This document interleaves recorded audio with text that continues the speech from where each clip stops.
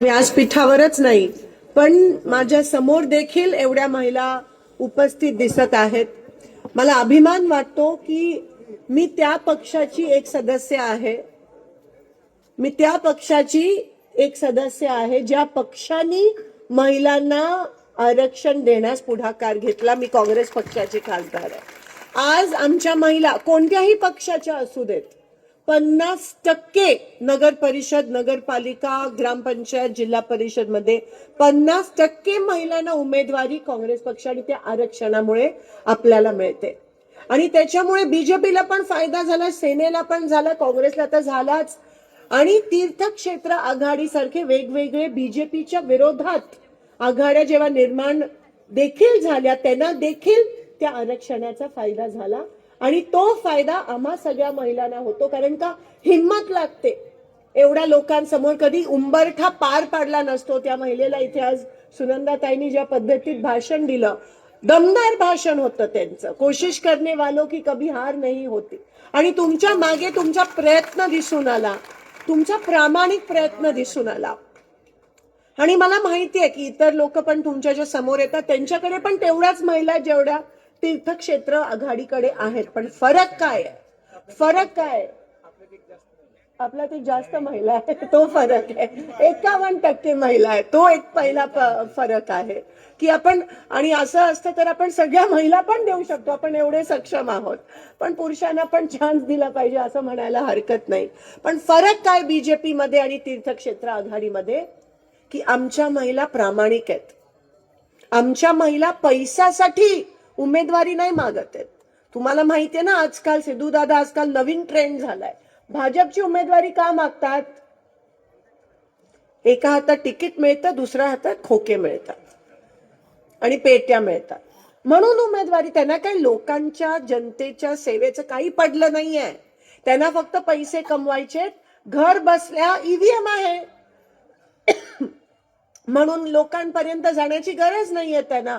असं त्यांच्या मनात, अशी त्यांची विचारसरणी आहे की टिकट मिला तो पैसा मिलने वाला है ऊपर से और लड़ने की जरूरत नहीं है क्योंकि ईवीएम हैक होने वाला है. हा फरक आहे त्यांच्यामध्ये. आमच्या महिला प्रामाणिक आहेत. पैसे भाजप एवढे नसतील आणि नाहीच आहेत, कारण का सत्ताधाऱ्यांनी पैशाचा सत्तेचा गैरवापर करून पैसे भरलेत. मग टेंडर असतील, मग त्यांचे ठेकेदार असतील, मग टक्केवारी असेल. ह्यामुळे त्यांनी आज ओमराजे निंबाळकरजी, मी आणि धैर्यशील दादा पण आम्ही तर कोर्टात जातोय. कारण का डीपीडीसीची आमची निधी थांबवून ठेवली आहे. का? कारण का महाविकास आघाडीच्या खासदारांची निधीच्या माध्यमातून त्यांना टक्केवारी मिळत नाही, म्हणून आमची निधी थांबवून ठेवली. आम्ही कोर्टात त्यांच्या विरोधात जाणार आहोत. आणि तिथे पण सगळे म्हणालेत की आमच्या लोकांकडे पैसे नाही आहेत, पण आमच्या लोकांकडे प्रामाणिकपणा आहे, इमानदारी आहे.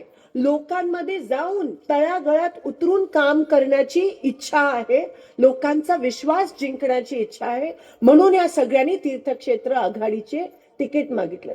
एक धाकधूक असते की भाजप बिहारमध्ये पण, इकडे पण, तिकडे पण लोक मागतील कशी उमेदवारी. पण त्यांच्यापेक्षा जास्त आमच्या ऑफिसच्या बाहेर, तीर्थक्षेत्र विकास आघाडीच्या बाहेर लाईन आहे. कारण का हा फरक आहे. कारण का ते पैशासाठी लढतात, टक्केवारीसाठी लढतात, सत्तेसाठी लढतात. आम्ही लोकांसाठी लढतो. आम्ही लोकांच्या सुखदुःखात सामील होतो. का? म्हणून. नाही तर कोण पडेल ह्या निवडणुकीत मला सांगा. एवढं सगळं जर हॅकिंग होत असेल, वोट चोरी होत असेल, तरीही भाजपच्या विरोधात जेवढे पक्ष आहेत त्यांच्याकडे उमेदवारी मागतात. कारण का ह्या सगळ्यांना खरं तुमचं काम करायचंय. हे तळागाळातले लोक आहेत, ह्यांना तुमचं काम करायचंय, तुमच्या सुखदुःखात सामील व्हायचंय. आज भाजपने काय केले? 10 वर्ष 12 वर्ष ते सत्तेत आहेत. दिल्ली पासून गल्लीपर्यंत काय केले तुमच्यासाठी? भाजीपाला महाग झालाय, शेवग्याच्या शेंगा सर्वात महाग झालाय, सिलेंडर महाग झालेत, पाणी येत नाही, वेळेवर पाणी येत नाही, शहरामध्ये घाणीचं साम्राज्य. निवडणुकाच घेतल्या नाही दादा. जेव्हा निवडणुका घेतल्या जात नाहीत, ह्याच्यापेक्षा मोठी लोकशाहीची गळचेपी काय असू शकते? आणि आता निवडणुका घेतात आणि वोट चोरी करतात. अहो, इलेक्शनच्या एक दिवस आधी महिलांच्या खात्यात 10,000 रुपये जमा होतात. हे नाही का मला सांगा आचारसंहिता भंग? आणि माझ्या महाराष्ट्राच्या या भगिनीची आबरू विकत घेण्याचा प्रयत्न करतायत मताच्या माध्यमातून. त्यांना काय वाटतं, महिलांच्या खात्यात पैसे जमा केले तर आपल्याला मतं मिळतील, म्हणजे ते महिलांना एवढं तुच्छ समजतायत. आपण कधीपासून एवढे खाली घसरलो? महाराष्ट्राची संस्कृती जिजाऊंची संस्कृती आहे, रमाईची संस्कृती आहे, सावित्रीबाईंची संस्कृती आहे, आणि त्या संस्कृतीला हे लोक महिलांची आबरू विकत घेण्याचा प्रयत्न, तुमचं मत विकत घेण्याचा प्रयत्न करतात सत्तेत येण्यापुरती. संजय गांधी निराधार योजना अतिशय चांगली योजना आहे, त्याचे पैसे लाडक्या बहिणीकडे वळवले आणि आता लाडकी बहीण पण बंद पडली, खाते कॅन्सल झाले फक्त सत्तेसाठी. आणि हे आम्ही नाही बोललो तर कोण बोलणार? हिमतीने आम्ही त्यांच्या विरोधात जाऊन आम्ही लढतोय. आम्हाला फक्त तुमचा आशीर्वाद पाहिजे, तुमची दुआ पाहिजे, कारण का मला माहितीये की दुआमध्ये आणि आशीर्वाद मध्ये खूप मोठी ताकद असते, हे मला माहिती आहे ताई. आज आपल्याकडे लोकांची कामं करण्याशिवाय दुसरं काहीच नाही राहिलंय. आपल्याकडे प्रामाणिकपणा आहे, आपल्याकडे ती तळमळ आहे, त्याच्याशिवाय काय आहे मला माझ्याकडे तुमच्यासाठी तुम्हाला देण्यास? काहीच नाहीये. पण लोकशाहीमध्ये ह्याच गोष्टी महत्वाच्या असतात. लोकशाहीमध्ये दमदाटी महत्वाची नसते, वोट चोरी महत्वाची नसते. लोकशाहीमध्ये लोकप्रतिनिधींनी काम केलं पाहिजे, कामावर इलेक्शन निवडून आणले पाहिजेत. हे भाजप कशावर निवडून येतं?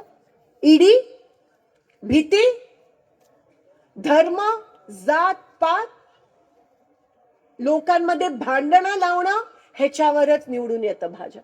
आपलं देश पुढे जाण्याच्या ऐवजी मागे चाललंय ह्या लोकांच्या विचारसरणीमुळे.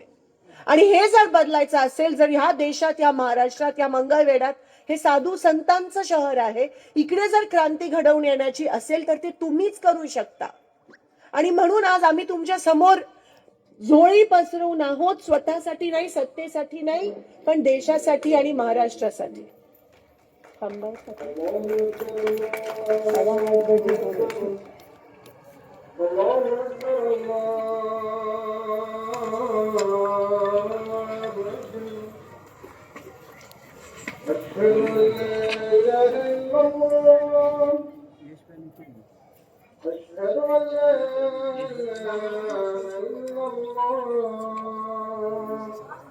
जोरदार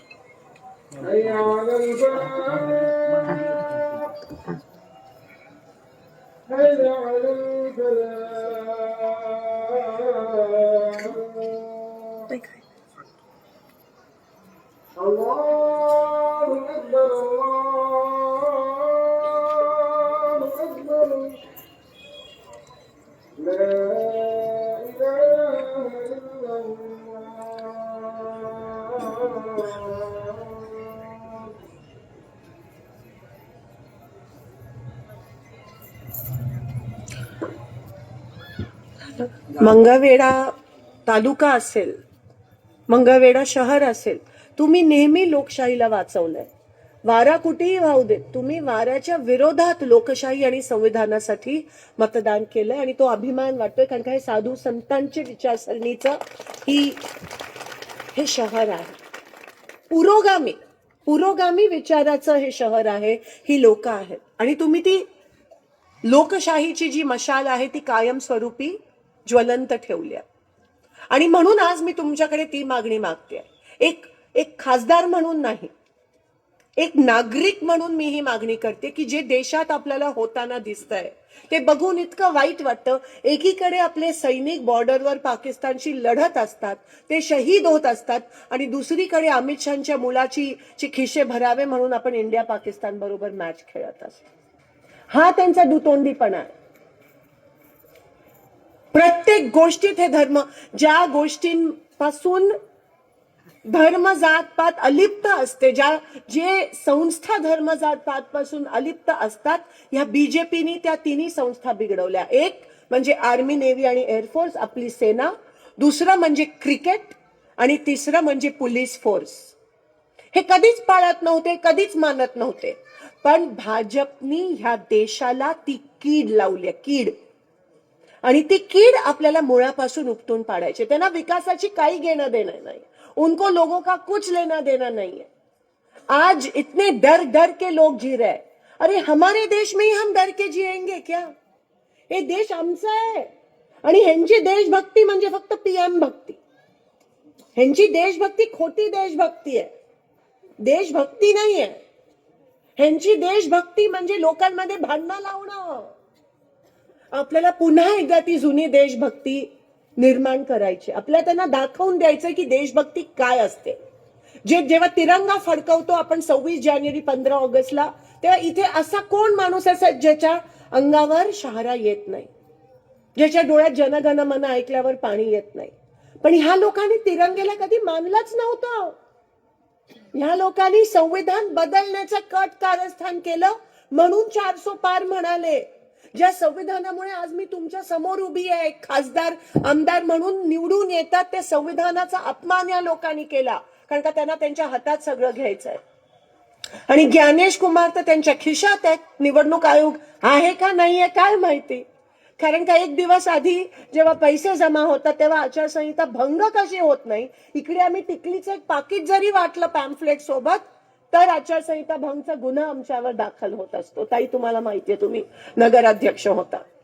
एवढा त्रास, आणि तो त्रास सहन करत करत, असं नाहीये की ह्यांना कोणाची धमकी नाहीये, असं नाहीये की ह्यांना कोणाला पळून आजकाल नवीन काहीतरी चालू केलंय, दोघांना पळून नेलं, तिघांना पळवून नेलं म्हणे. असं म्हणतात ते भाजपवाले, पळवून नेत आहेत सगळ्यांना. एवढी दमदाटी, आणि तरी हे हिमतीने लढतायत तुमच्यासाठी. आपके लिए लढ रहे, आपके हिस्से की लढाई हम लढ रहे हैं. आपकी साथ की जरूरत है, आपके आशीर्वादची गरज आहे. तुमच्या हिस्साची लढाई कोणीतरी लढत आहे. आणि जसं मी म्हणाली, माझं काम फक्त खासदार निधी देणं नाहीये, पण ह्या देशात काहीतरी जर बिघडत असेल आणि एक सामान्य नागरिक म्हणून जर मला वाईट वाटत असेल की या पुरोगामी देशाला कुठे नेऊन सोडलंय, तर ते देश वाचवण्यासाठी मी जर ह्या व्यासपीठावर काय बोलू शकते तर मी ते बोलणारच. कारण का आज आपल्याकडे भाषणाशिवाय आणि तुमच्या समोर मत व्यक्त करण्याशिवाय राहिलंय काय. आम्ही काम करतो हे लोक क्रेडिट घेतात, आयत्या बिळात नागोबासारखे मध्ये येतात, नाहीतर काम करायला गेलो तर काळ्या बोक्यासारखे आडवे जातात. म्हणून कितीही काही करा हे आपल्याला सत्य परिस्थिती दिसू देत नाहीत. तुम्हाला तुमच्या समोर भूल थापा, हिप्नोटाईज करतात, हॅमरिंग करतात. त्या व्हॉट्सअपवर आजकाल मेसेज टाकायला पण लोक घाबरतात. आपसामध्ये एवढी कट्टरता कधीच नव्हती आपल्या देशात. आणि सगळीकडे कट्टरता ही कीड आहे, कट्टरता हे पॉइझन आहे. सर्व धर्म समभाव मध्ये आपण विश्वास ठेवत असतो, आपण सगळ्यांना स्वीकारत असतो. आपण वसुदेव कुटुंबकम म्हणजे सगळ्यांना स्वीकारणारा सगळ्यांचा धर्म, वरपासून खालपर्यंत, काश्मीर पासून कन्याकुमारी पर्यंत. आपला देश एकमेव देश आहे जिकडे एकीकडे मस्जिद मध्ये अजान होत असतं आणि दुसरीकडे मंदिरामध्ये घंटी वाजत असते, आरती होत असते. आणि हेच या देशाचं वैशिष्ट्य आहे. आणि हेच हे भाजप ह्या वैशिष्ट्यालाच ह्या देशाची कमजोरी बनवण्याचा प्रयत्न करतायत. म्हणजे किती खेळी खेळतायत स्वतःच्या राजकारणासाठी तुम्ही बघा. आणि अशा वेळेस मला असं वाटतं आपल्या हातात एक महत्वाचं यंत्रणा आहे, आणि ते म्हणजे आपलं मतदान. कितीही चोरी केली तरी एक हक्काचं मतदान आपलं आहे. एक मी सगळ्या उमेदवारांना विनंती करते की आता आम्ही बिहारमध्ये वगैरे मतदार याद्या तपासत होतो, तेव्हा प्रत्येक बूथवर ते लोक 10-10, 20-20, 50 मतदान वाढवतायत. आणि ते तुम्ही चेक करा, एका बूथवर आणि दुसऱ्या आणि तिसऱ्या बूथवर तेच नाव असतं, आणि हे ह्यांचीच लोक असतात. आणि ते सगळं मॅनेज करून बाय डिझाईन डिटेल मध्ये जाऊन हे मतदान. आणि नगर परिषद सदस्यासाठी, नगरसेवकासाठी 15-20 मताचा पण फरक, खूप मोठा फरक असतो. म्हणून मी तुम्हाला विनंती करते की मतदार यादी तपासा. आतमध्ये जे आपले BLO असतील ते कृपया करून हिमतीने लढा, घाबरायची काही गरज नाही. आपलीच लोक आहेत, आपलीच माणसं आहेत. आणि त्यांना कोणी दमदाटी केली तर तुम्ही त्यांच्या सोबत उभे राहा, अशी मी तुम्हाला विनंती करते. कारण का जैसे मैंने कहा, ये आपके हिस्से की लढाई हम लढ रहे, ये सब लढ रहे. त्यांना तुमच्या साथीचा, तुमच्या हिमतीचा, तुमच्या आशीर्वादाचा गरज आहे. आपल्याच लोकांपासून काय घाबरायचं. आणि म्हणून मतदार यादी चेक करा.